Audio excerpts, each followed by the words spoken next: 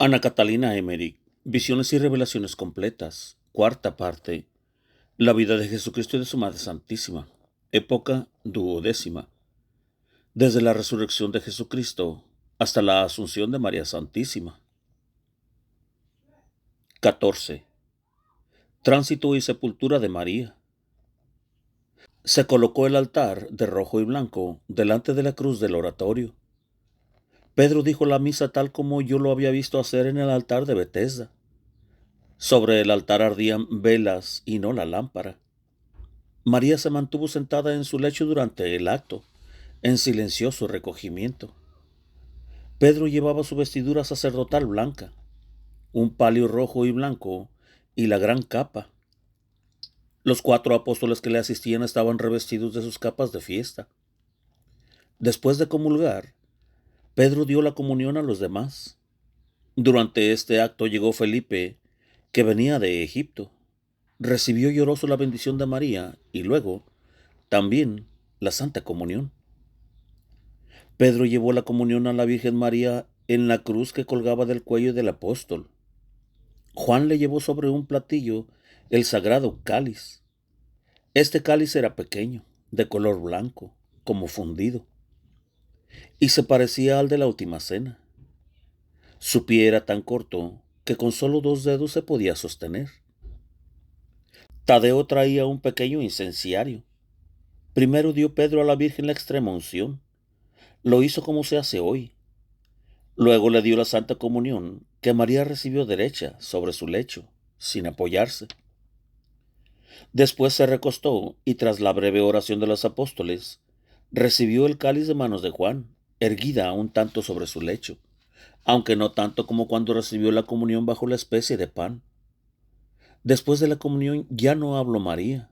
Tenía vuelto hacia arriba su rostro, hermoso y fresco, como en su juventud. Yo no veía el techo de su habitación. La lámpara colgaba en el aire. Una senda de luz se dibujó desde María hacia la Jerusalén celestial y hasta el trono de la Santísima Trinidad. A ambos lados de esta senda luminosa había caras de innumerables ángeles. María levantó sus brazos hacia la celeste Jerusalén y el cuerpo se levantó tan alto sobre el lecho que yo veía perfectamente todo lo que había debajo. Parecía que salía de ese cuerpo una figura resplandeciente que extendía sus brazos hacia lo alto. Los 2 coros de ángeles cerraron por debajo ese nimbo de luz y subieron en pos del alma de María, separada de su cuerpo, que se inclinó suavemente, con los brazos cruzados sobre el pecho, en la cama desde la cual se efectuó su dichoso tránsito. Muchas almas de santos, entre las cuales reconocía varias, vinieron a su encuentro. Allí estaban José, Ana, Joaquín, Juan el Bautista, Zacarías e Isabel. María se elevó entre estas almas hasta el encuentro de su divino Hijo, cuyas llagas brillaban más que la luz, envolviéndolo todo. Jesús recibió a su madre y le entregó el cetro, señalando el universo a su alrededor. En el mismo momento he visto algo que mucho me consoló. Salían muchas almas del purgatorio en dirección al cielo. Tengo la seguridad de que cada año, en el día de la Asunción, muchas almas devotas de María reciben la liberación de sus penas y suben al cielo. En cuanto a la hora del tránsito de María, se me indicó que era la hora nona, en la cual murió también su divino Hijo. Pedro y Juan deben haber visto esta glorificación de María, pues noté que tenían los ojos elevados a los cielos, mientras las demás personas estaban postradas e inclinadas hacia la tierra. El cuerpo de María estaba resplandeciente, como en tranquilo reposo, con los brazos cruzados sobre el pecho y tendido en su camilla, mientras los presentes, de rodillas, oraban con fervor y lágrimas en los ojos. Más tarde las santas mujeres cubrieron el cuerpo con una sábana, reunieron todos los objetos de uso en una parte y lo taparon todo, hasta el hogar. Luego se cubrieron con sus velos y oraron largo tiempo, ya de rodillas, ya sentadas, en la primera sala. Los apóstoles se cubrieron la cabeza con una capucha que traían y se ordenaron para rezar en coro. Dos de ellos se hincaron a la cabecera y a los pies del lecho. He visto que durante el día se turnaron 4 veces y que los apóstoles recorrieron el Vía Crucis de María. Mientras tanto, Andrés y Matías estaban ocupados en preparar la sepultura. La cueva que María y Juan habían dispuesto como sepulcro de Jesús al final de las estaciones del Vía Crucis. Esta gruta no era tan grande como la de Jesús. Tenía apenas la altura de un hombre y delante un jardincito cercado con estacas. Un sendero llevaba hacia la gruta donde había una piedra ahuecada para recibir el cuerpo, con una pequeña elevación donde descansaría la cabeza. La estación del Monte Calvario estaba en la colina de enfrente. No había allí una cruz visible, sino solo grabada en la piedra. Andrés, especialmente, trabajó mucho en esta obra y colocó una puerta delante del sepulcro. El sagrado cuerpo fue preparado por las santas mujeres para la sepultura. Entre estas mujeres recuerdo a una hija de Verónica y a la madre de Juan Marcos. Trajeron hierbas olorosas y esencias, y procedieron al embalsamiento de acuerdo con la costumbre de los judíos. Cerraron las puertas y se servían de luces en su trabajo. Cerraron también el tabique de división de la cámara de María, y despejaron esa división para tener más espacio. Los tabiques y esteras que dividían el lecho de María fueron quitados por la criada, como también el armario de los vestidos. Solo quedó el altar delante del crucifijo de la Virgen, en el oratorio.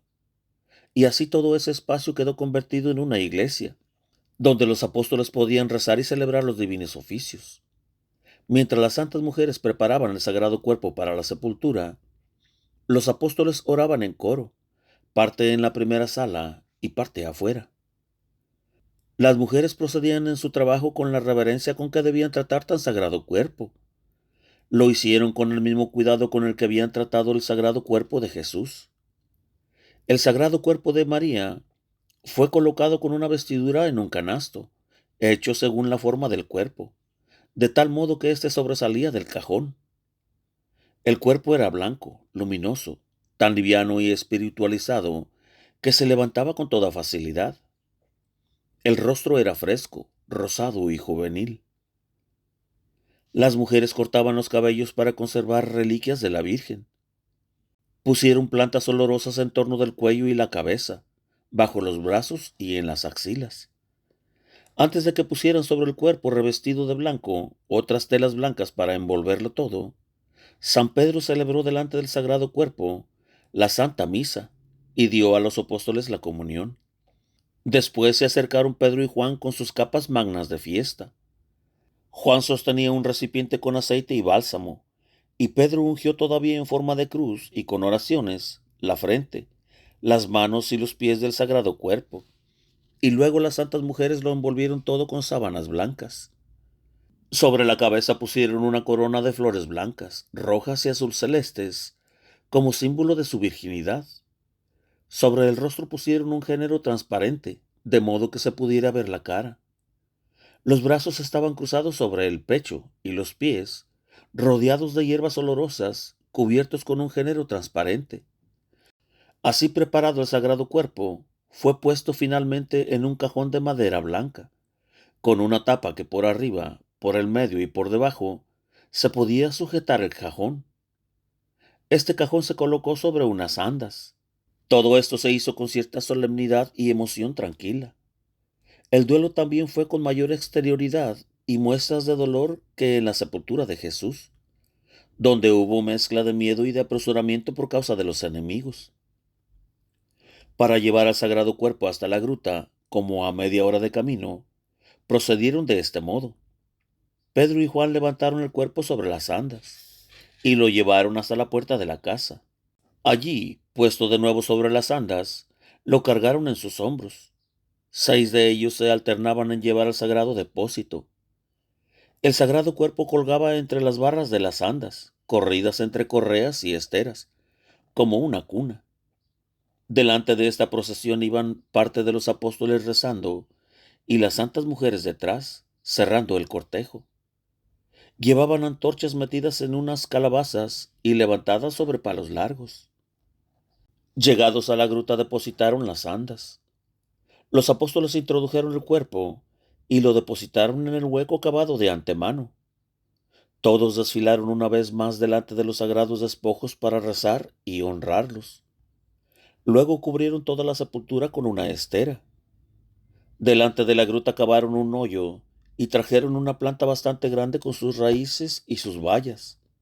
La plantaron profundamente y la regaron abundantemente para que nadie entrara por delante en la gruta. Solo podía llegarse a ella por los lados, por entre los matorrales.